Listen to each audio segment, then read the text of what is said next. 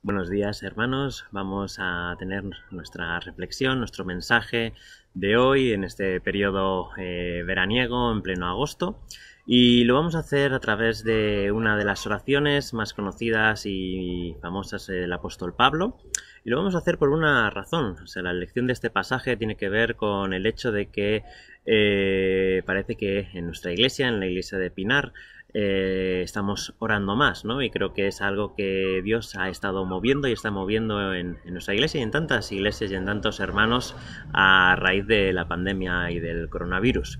Un dato curioso a destacar es que, al menos que yo recuerde y que yo conozca, pues hacía muchos años que durante el verano no había una interrupción de las reuniones de oración, y pues este es el primer verano en mucho tiempo que la reunión de oración continúa con asistencia, con bastante asistencia, y lo hace gracias al Zoom, pero también gracias a la pandemia. Es uno de los beneficios del cambio de situación, de adaptarnos a una situación difícil, a una situación compleja, a una situación adversa, pero que ha producido en nosotros, y algo que es bueno delante de Dios, es que nos reunamos para orar. Así que esto es interesante. Uno de los beneficios es el acercarnos más a Dios. Hemos tenido también tiempo para hacerlo personalmente, y me consta que es así también en muchos de nosotros y en muchos creyentes que han aprovechado o han visto en este tiempo un llamado del Señor para acercarse en oración. Y es tremendamente importante que podamos renovar nuestros tiempos de oración y que la iglesia vuelva a tomar frescura en la comunión con el Señor. La oración no es más que hablar con Dios. Y como hemos dicho, pues es tremendamente importante el que esta comunicación con Dios sea una comunicación viva y fresca. Hablamos de que el Evangelio no consta simplemente de una serie de normas a seguir, y el seguir a Jesús tampoco es simplemente pues el intentar hacer las cosas lo mejor posible, sino que trata de tener relación personal con nuestro Dios, con el Creador de todo el mundo. Esto que testificamos, esto que afirmamos los que hemos conocido al Dios vivo, no es una afirmación cualquiera, no es algo fácil de hacer o simplemente que no tenga relevancia. Poder hablar con el Dios creador del universo y que ese Dios sea un Dios personal y un Dios que acuda a hablar contigo es sin lugar a dudas algo absolutamente extraordinario. Y como tal, la relación con Él también es extraordinaria. Esto no quita de que la oración y los medios que tenemos para comunicarnos con Dios, que son espirituales, a veces sean difíciles de asimilar, ¿no? Y de comprender, y que tengamos que aprender a hacerlo. Pero como en toda relación es vital mantener una relación viva y fresca, ¿no? Y con la expectativa permanente, ¿no? De conocer a la otra persona. Y esto es lo que pasa en nuestra relación con Dios. Y además debería de pasar de una manera exponencial, porque no hay ningún otro ser como Dios. Por lo tanto, la expectativa que podamos tener en conocer a Dios tiene que ser algo abrumador, porque es infinita, es maravillosa y está lleno de bondad. Así que no hay nada mejor que conocer a Dios. Por lo tanto, cuando oramos y cuando notamos que en nuestra vida o pasamos momentos de sequía, o no tenemos una buena comunicación, o si nunca has hablado con Dios, lo importante es pensar y comprender que esta relación por definición, esta oración por definición, ha de ser viva, ha de ser fresca y ha de ser algo maravilloso. ¿Por qué? Porque hablamos con alguien que es maravilloso. Por lo tanto, hemos de ver las dificultades que tenemos en nuestras oraciones. Sin duda alguna, es una de las grandes problemáticas que enfrentan todas las iglesias, o al menos las iglesias de Occidente, lo que conocemos quizás como Europa y América del Norte, en las cuales los cultos de oración pues, han bajado de una manera muy alarmante, y la asistencia, ¿no? Y muy preocupante. Y por supuesto esto es algo que ha preocupado y preocupa a los ancianos y a los líderes de iglesia alrededor pues de toda Europa, ¿no? Y de América del Norte. ¿Por qué la asistencia a las congregaciones, a la oración, es menor? ¿Por qué las oraciones mismas, las reuniones de oración muchas veces son rutinarias? Y cómo hacerlas vivas, cómo hacerlas frescas, ¿no? Y esta preocupación enorme, porque la oración, como hemos dicho, es signo de vitalidad, de una vida viva, de una vida fresca con Dios, se pierda o quede renqueante. Es una preocupación enorme de todos. Y también es una preocupación de cada uno de nosotros cuando tenemos esta relación con Dios. ¿Por qué no oramos? ¿Por qué nos cuesta tanto? ¿No? ¿Y cómo mantenerla viva? Así que el tema de la oración es un tema vital, es un tema amplio, es un tema importante, es un tema de todos los creyentes y también de todos aquellos que se valoran o se preguntan qué es el cristianismo. Y sin la oración el cristianismo no se puede explicar ni se puede experimentar. La oración es vital, es parte central de la vida cristiana. Y, como hemos dicho, es uno de los medios de gracia principales, uno de los medios en los cuales Dios se manifiesta al hombre. El otro es la palabra de Dios y la oración. Luego hay más, la iglesia, la alabanza, la comunión de los santos, etcétera, etcétera. Muy bien, vamos a ver, por eso, como hemos dicho, una oración del apóstol Pablo. Porque, como hemos visto, Dios tiene toda la sabiduría, toda la gracia y la capacidad de hacernos orar de maneras distintas, de avivar nuestra oración y los medios de la oración. Si es difícil reunirse para orar por cuestiones laborales, pues Dios ha ideado el Zoom para que podamos orar virtualmente y no tengamos que perder tiempo en los desplazamientos cuando no es posible llegar a tiempo, ¿no? Y todo lo que vaya a implicar esta vida virtual nueva y cómo podemos asumirla en la oración o cómo podemos aprovecharla para las reuniones de las iglesias es un tema importante, pero eso es el cómo, ¿eh? Y Dios tiene la gracia y la creatividad para llevarnos a este cómo de muchas maneras, pero también es vital y central preguntarnos sobre el qué. ¿Qué es la oración y qué contiene la oración? El texto se encuentra en Efesios capítulo 1, versículo 14 al 23. Efesios capítulo 1, versículo 14 al 23. Hay una oración del apóstol Pablo por todos aquellos a los cuales está escribiendo y de los cuales ha escuchado las siguientes cosas por las cuales da gracias y también nos explica aquello por lo que pide. Dice Efesios capítulo 1, versículo 14 en adelante. Perdón, 15 en adelante. Por esta razón también yo, habiendo oído de la fe en el Señor Jesús que hay entre vosotros, y de vuestro amor por todos los santos, no ceso de dar gracias por vosotros, haciendo mención de vosotros en mis oraciones, pidiendo que el Dios de nuestro Señor Jesucristo, el Padre de gloria, os dé espíritu de sabiduría y de revelación en un mejor conocimiento de Él.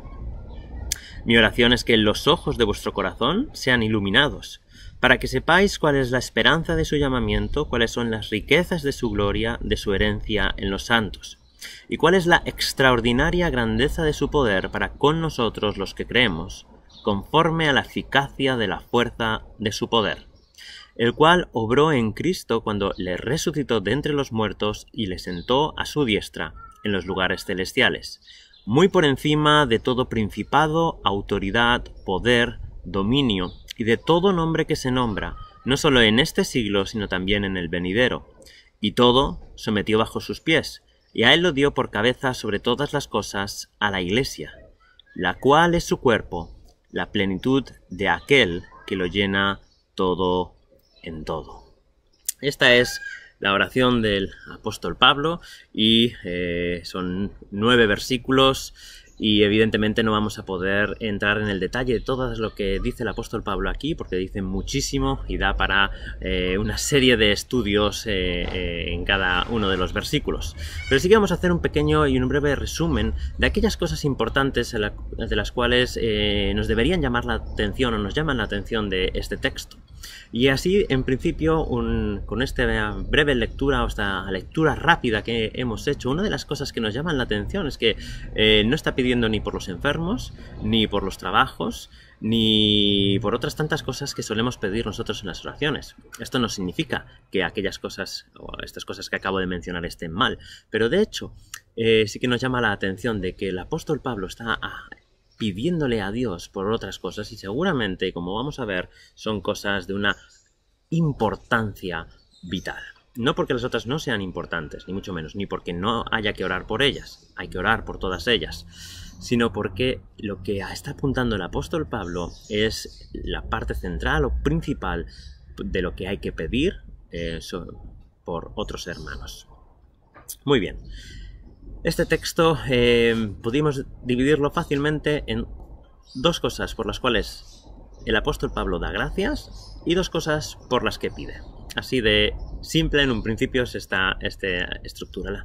La primera, 2 cosas por las cuales el apóstol Pablo da gracias. Dice que por esta razón también yo, habiendo oído de la fe en el Señor Jesús que hay entre vosotros.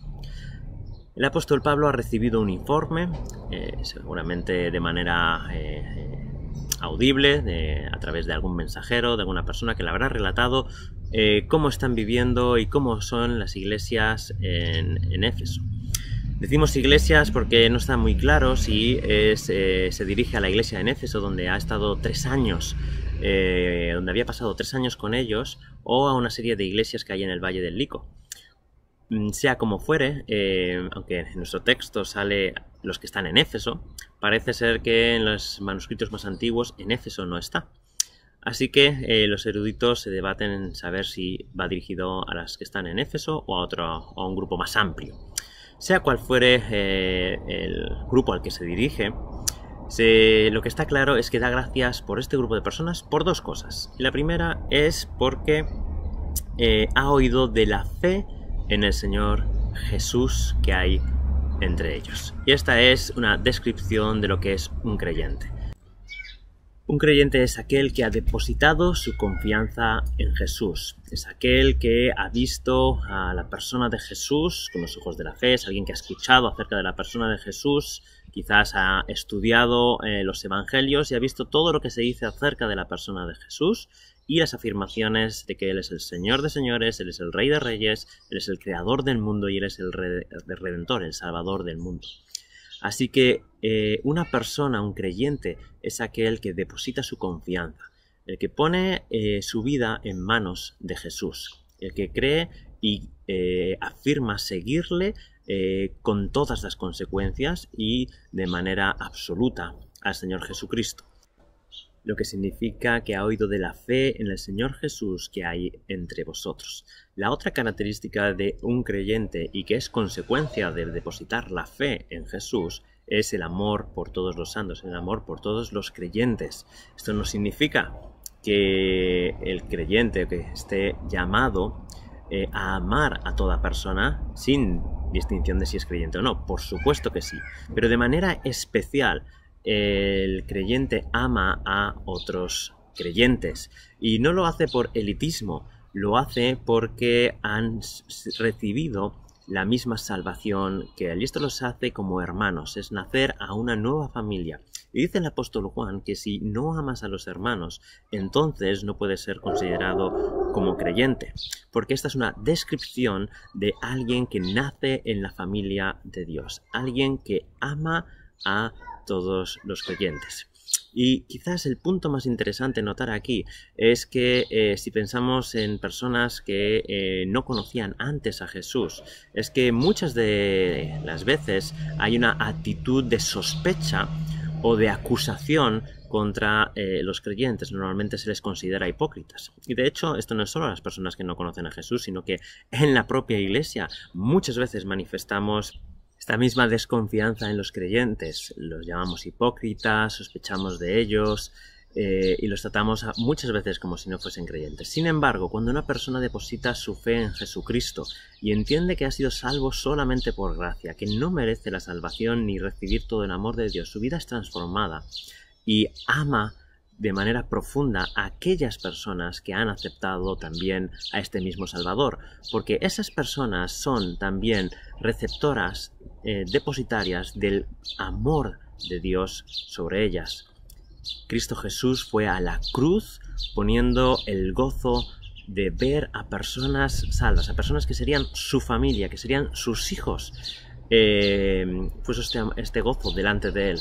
Es decir, que para poder enfrentar la cruz y lo que significó para el Señor Jesucristo, pensó en la recompensa, pensó en el resultado final, que no es ni más ni menos que todas aquellas personas que quieren seguirle de todo corazón. Así que cuando uno nace a la familia de la fe, a la vida de la fe, entonces ama a los santos, ama a los creyentes, ama a aquellas personas por las cuales Dios ha dado a su Hijo Jesucristo. Y como decía, esto no significa que ame al resto de personas que no creen, pero hay un vínculo especial, una unidad espiritual que produce el Espíritu Santo y que hace que amemos de manera profunda a todos aquellos a los cuales Cristo Jesús ama y han decidido seguirle y vivir para él. Así que esta doble característica a los cuales el apóstol Pablo está dirigiendo se da en estas personas, y el apóstol Pablo lo comprende y ve en ellos evidencia de la salvación que Dios está efectuando en su vida, y por lo tanto da gracias a Dios. Gracias por esta manifestación visible del reino de Dios, de la obra de Dios en la vida de estas personas, porque significa que Dios está obrando en ellas y les está acercando para sí, y forman parte de su pueblo, y el reino de Dios está avanzando en este mundo. Así que es una noticia excelente, maravillosa, el poder ver que aquellas personas que han recibido el Evangelio dan evidencias, manifiestan en su vida esta fe y este amor por los hermanos. Muy bien. Ahora, dos cosas por las cuales pide el apóstol Pablo. La primera de ellas es que pide que el Padre de Gloria, Dios, el Padre de Jesús, dé espíritu de sabiduría y revelación en un mayor conocimiento de él. En este punto los especialistas y los eruditos discrepan si este espíritu tiene que ir con E minúscula si se refiere al espíritu del hombre, o si es con E mayúscula si se refiere al Espíritu Santo, que es lo que él pide Pablo que el Dios el Padre dé. ¿Vale? Pero sea cual fuere si espíritu del ser humano o es el Espíritu Santo, la verdad es que ambas están implicadas, porque es el Espíritu Santo el que da sabiduría y el que da revelación al espíritu del hombre, es decir, al conocimiento, a la persona del hombre, a la integridad de la persona o del creyente por el cual se está pidiendo. Así que es necesaria esta obra del Espíritu Santo en nosotros para que comprendamos, que nos dé la sabiduría y comprendamos la revelación que Dios nos ha dado en su palabra y que acaba de describir en los versículos anteriores del Efesios 1 que no hemos leído. Así que pide por algo muy curioso: sabiduría y revelación de un mayor conocimiento de Él. Lo que necesitamos y lo que el apóstol Pablo ve, donde ve la necesidad mayor sobre estas creyentes de Éfeso, que manifiestan una fe auténtica y un amor verdadero por todos los santos, les pide que necesitan, o pide por ellos que sea más revelación y más sabiduría de Dios, un mayor conocimiento de Él. Necesitan que el Espíritu Santo siga ayudándoles a comprender quién es Dios. Y esto es precisamente lo que el Señor Jesucristo enseñó. Dijo que esta es la vida eterna, que te conozcan a ti y, hablando al Padre, y a aquel a quien has enviado. Así que la vida eterna, la vida auténtica, la vida fluida, la vida verdadera consiste en conocer más de Dios. Y esto no es de una forma teórica meramente. No solo por ir acumulando datos en nuestra mente de cómo es Dios y de qué es lo que pide de nosotros y cómo va a ser el futuro, sino que es aplicando esa verdad en nosotros. Dice Santiago: sed hacedores de la palabra, no solamente oidores, ¿no? Es decir, hacer la palabra, no solamente escucharla, y aplicada a la fe y al conocimiento en Jesucristo significa que no solo es importante saber que hubo una persona hace 2000 años que se llamaba Jesús y que fue un gran orador y un gran profeta y que tenía mucha sabiduría y que incluso hizo grandes milagros. Lo importante es que ese conocimiento te lleve a postrarte delante de Jesús y pedirle que gobierne tu vida, que sea Señor de tu vida, que pedirle perdón por todas las veces que hemos ofendido al Rey del Universo y al Señor de Señores. Ese es el conocimiento auténtico de Dios, un conocimiento por experiencia, que viene en primer lugar por un conocimiento teórico, podríamos decir, un conocimiento de quién es, pero llevado a la práctica para que sea realmente auténtico. Así que pide por sabiduría y revelación que provienen de Dios para poder conocerle a Dios con las herramientas, digamos, humanas. No podemos conocer a Dios de manera auténtica. Necesitamos que Dios nos capacite, y Dios lo hace. Y es precisamente por eso porque el apóstol Pablo ora. Si Dios no lo hiciese, si Dios no quisiese hacerlo, o si no se pudiese, el apóstol Pablo no oraría. Pero como es posible y Dios quiere y es necesario para la vida cristiana, el apóstol Pablo ora por un mayor espíritu de sabiduría y de revelación en los creyentes. Así que esto es tremendamente importante, y es más, si ora el apóstol Pablo por tener una mayor experiencia, un mayor conocimiento, es porque es necesario conocer más de Dios, y porque es muy probable que sin la oración no lo pudiesen recibir. Hay muchas cosas en las cuales Dios ha sujetado en esta vida a la oración, que son recibidas por medio de la oración. Y esto lo encontraremos tanto en las palabras de Jesús, pedid y se os dará, como en Santiago, el hermano de Jesús, probablemente el que escribe la carta a Santiago, cuando dice no tenéis porque no pedís, porque pedís con malos propósitos. Así que es necesaria esta oración, es necesario pedir por todos los creyentes, por todos los hermanos, que conozcan mejor a Dios, y para ello es necesario sabiduría de lo alto y revelación, conocimiento revelado del misterio de Dios que ya ha sido revelado. Muy bien. Y la otra cosa por la cual pide es que el corazón, los ojos de vuestro corazón sean iluminados, versículo 18, que los ojos de vuestro corazón sean iluminados. Es decir, de nuevo, una obra del Espíritu Santo para que podamos entender, para que podamos saber. Conocimiento experimental, y ahora necesitamos saber, necesitamos tener el conocimiento necesario. ¿Y qué es lo que necesitamos saber? Pues necesitamos saber, va a decir, tres cosas, pero lo que necesitamos saber es lo que ya tenemos, la que ya hemos obtenido.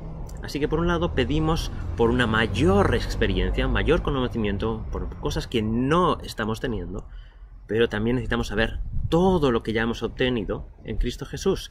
Dice, y no lo hemos leído antes, que el apóstol Pablo en el versículo 3 de capítulo 1 dice: bendito sea el Dios y Padre de nuestro Señor Jesucristo, que nos ha bendecido con toda bendición espiritual.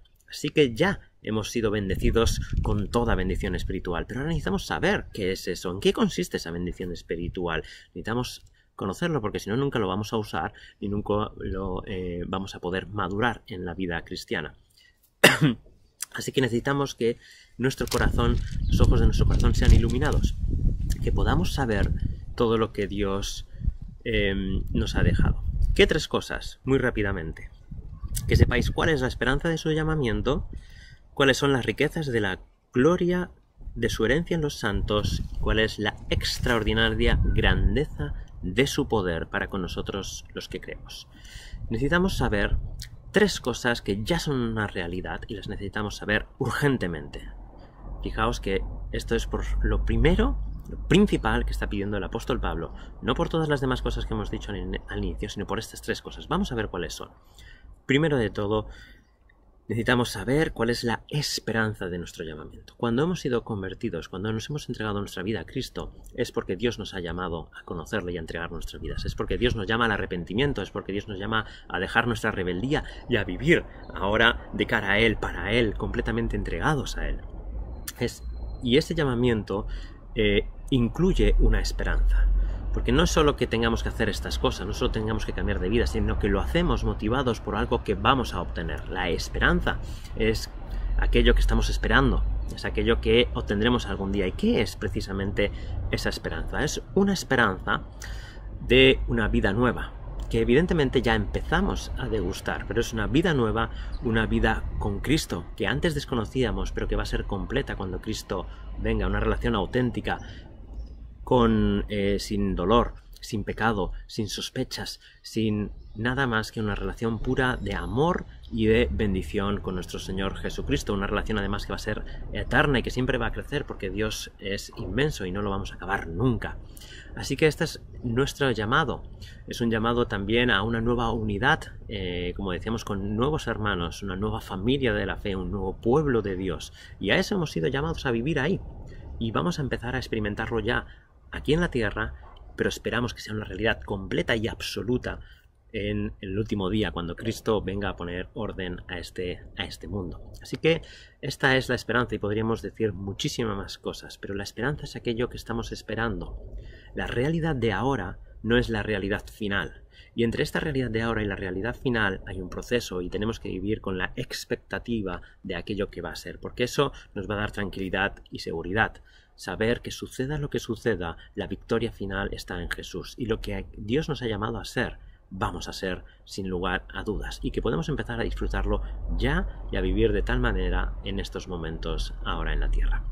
La segunda cosa es que sepamos las riquezas de la gloria de su herencia en los santos. Esta frase es difícil y puede significar dos cosas, pero vamos a centrarnos en lo que creo que es lo que está diciendo el pasaje, y es riquezas de la gloriosa herencia en los santos. ¿De quién?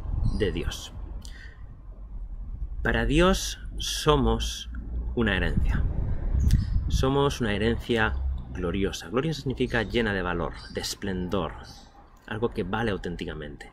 Y cuando dice que sepamos cuáles son las riquezas, cuál es el valor de la gloriosa herencia en los santos, está diciendo que tenemos que saber cuán preciosa es para Dios su pueblo, su herencia.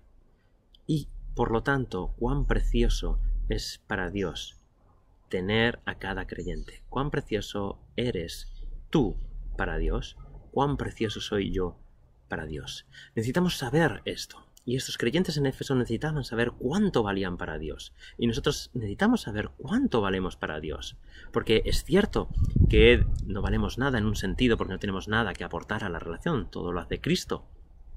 Pero en otro sentido valemos muchísimo para Dios. Porque Él nos ama. Y Él nos confiere una identidad nueva que es valiosísima porque estamos en el Hijo. Y es tan valioso, como decíamos, que Cristo apostó por ir a la cruz y morir para poder obtener esta maravillosa familia, para poder rescatar al ser humano. Así que la herencia de Dios, que somos nosotros, que somos su pueblo, es valiosísima para Él. Y esto nos ha de hacer maravillarnos profundamente en que seamos valiosos para Dios. Y dejar que esta verdad penetre en nuestro ser, para que todo sentimiento de baja autoestima, de imperfección, de no valer nada, de sinsentido o de soledad desaparezcan, por la verdad profunda de las Escrituras, en las cuales valemos muchísimo para Dios. Somos importantes para Dios, y es la persona más importante. Muchos de nosotros vivimos esclavizados buscando agradar a los demás, porque queremos valer para alguien. Pero valemos, somos un tesoro maravilloso para Dios, y eso debería ser nuestra satisfacción plena de nuestro ser y de nuestra vida aquí en la tierra, porque va a ser una experiencia absoluta y maravillosa cuando estemos con Él. Disfrutar de todo lo que Dios nos ama y lo que valemos para Él. Pero otra cosa es absolutamente importante. Es importante saber la esperanza a la que hemos sido llamados. Hemos sido convertidos, hemos sido salvados para algo maravilloso. Hemos de saber y vivir en esta tierra conociendo y descubriendo y creciendo en el amor que nos tiene Dios y cuánto nos vale. No porque lo merezcamos, pero somos valiosos para Dios porque Él lo dice.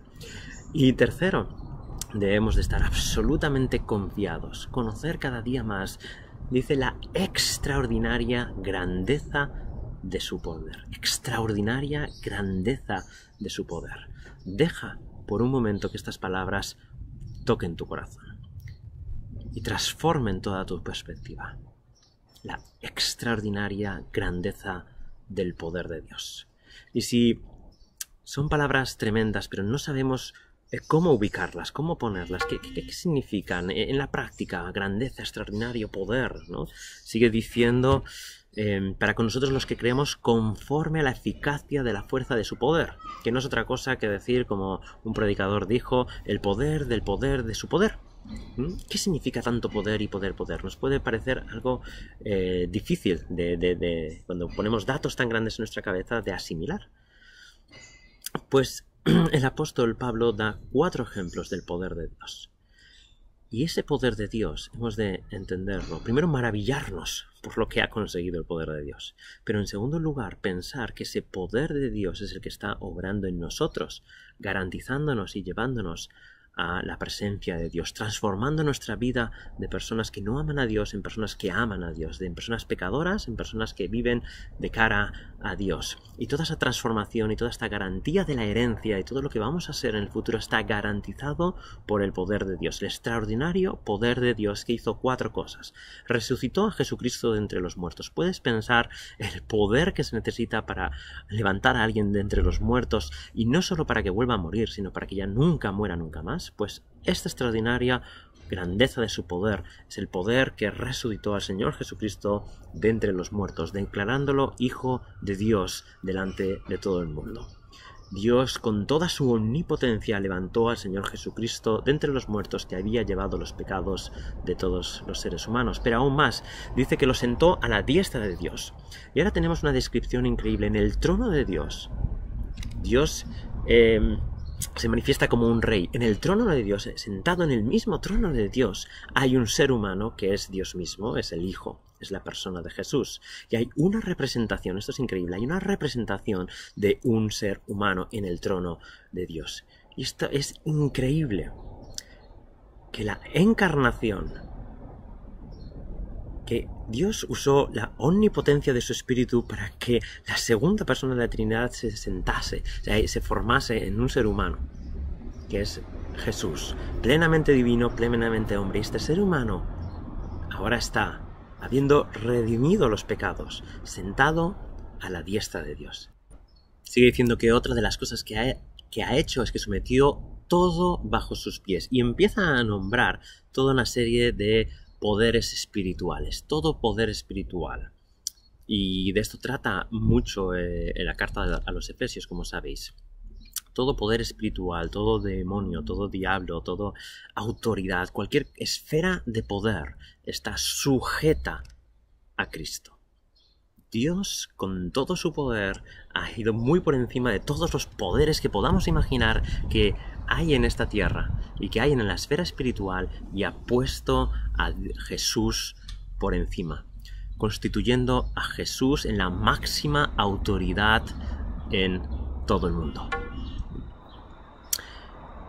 Y por último, dice que lo dio a la Iglesia. A este Jesús lo dio por cabeza a la Iglesia. Y la idea de cabeza es, en primer lugar, una idea de autoridad. Jesús es la autoridad de la Iglesia, es la cabeza, es quien gobierna, pero es también quien nutre y sustenta a toda la Iglesia, diciendo que la Iglesia es su cuerpo, la plenitud de aquel que lo llena todo. Jesús lo llena todo en la Iglesia.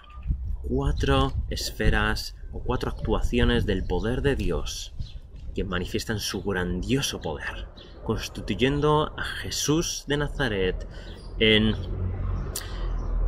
aquel que ha resucitado entre los muertos, que se ha sentado a la diestra de Dios, que gobierna sobre toda autoridad y que es el líder de la Iglesia, y en la cual va a establecer su reinado a través de la Iglesia. Así que este poder extraordinario que ha hecho esto a nivel cósmico es el poder que obra en ti y en mí. Y este poder es necesario que lo sepamos, es necesario que lo conozcamos, y por eso el apóstol Pablo ora por ellos. Necesitamos conocer a Dios más y más, crecer en el conocimiento de Dios.